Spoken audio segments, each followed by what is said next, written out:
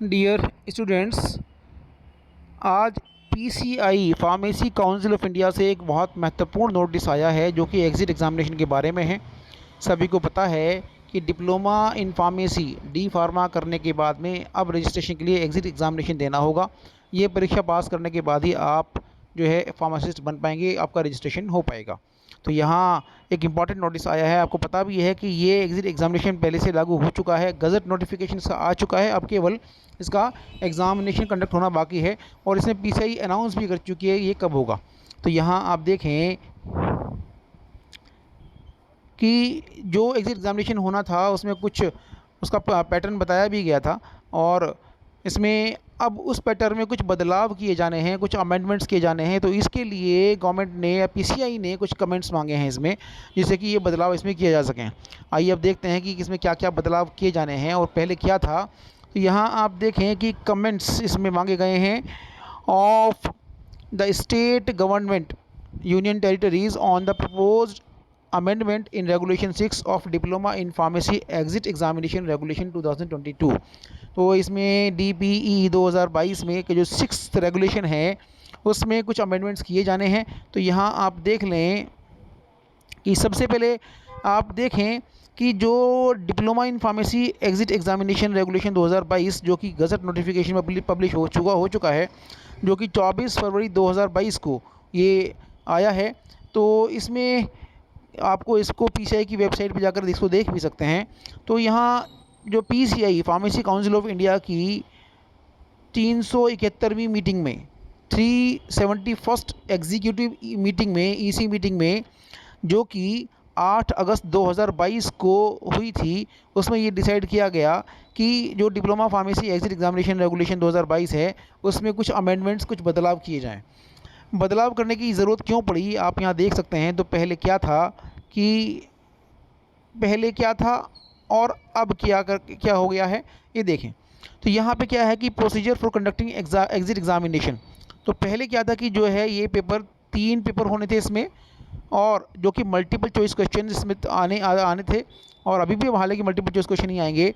तो यहाँ पे pharmaceutics, pharmacology, pharmacognosy, pharmaceutical chemistry, biochemistry, hospital and clinical pharmacy, pharmaceutical jurisprudence and drug store management, इन सभी subjects के पेपर होने हैं। और इस जो पेपर होंगे इसकी जो लैंग्वेज होगी वो इंग्लिश होगी। और इसके बाद में हम देखें कि जो टेस्ट पेपर जो होगा, जो 3 पेपर इसके होने थे और तीनों पेपर जो है 3-3 घंटे के होंगे। तीनों पेपर जो है 3-3 घंटे के होने थे।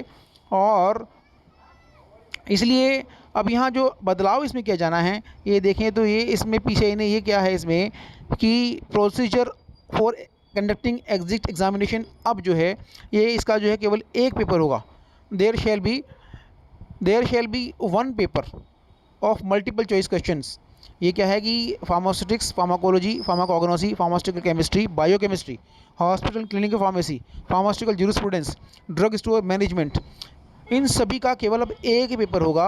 और वो भी पेपर जो होगा उसकी जो लैंग्वेज होगी इंग्लिश में होगी। और इस पेपर की जो ड्यूरेशन होगी वो जो है आप देखें कि 3.5 आवर्स, 3.5 घंटे का ये पेपर होगा। पहले 3 पेपर 3-3 घंटे के होने थे, लेकिन अब ये एक पेपर वो जो है 3-3.5 घंटे का होगा। ये इसमें बदलाव किया जाना है। दूसरा हम देखें कि a candidate shall be declared as having passed only. अगर कोई कैंडिडेट जो है इसको पास डिक्लेयर किया जाएगा अगर जब वो तीनों पेपर में जो 3 पेपर होने थे ऊपर उसमें उन तीनों पेपर में कम सब में 50% उसके मार्क्स आएंगे। तो अगर 50% मार्क्स तीनों में अलग अलग आते हैं इंडिविजुअली तभी उसको पास डिक्लेयर किया जाएगा। लेकिन अब जो अमेंडमेंट इसमें किया गया है वो ये है कि एक ही पेपर होगा और एक पेपर में जो है पास होने के लिए उसको 50% मार्क्स उसको जो है ऑब्टेन करने ही पड़ेंगे जो है, और तभी उसको पास डिक्लेयर किया जाएगा। यहाँ नेक्स्ट पॉइंट हम देखें कि इसमें डी पॉइंट जो है a candidate shall have to pass all the 3 papers in same attempts. पहले क्या था कि तीन पेपर होते, तीनों पेपर को एक सेम अटैम्प्ट में ही इनको पास किया जाना था। और हालांकि जो है इन पेपर को देने के लिए कोई रेस्ट्रिक्शन नहीं थी, कितनी बार भी इन पेपर को दिया जा सकता है।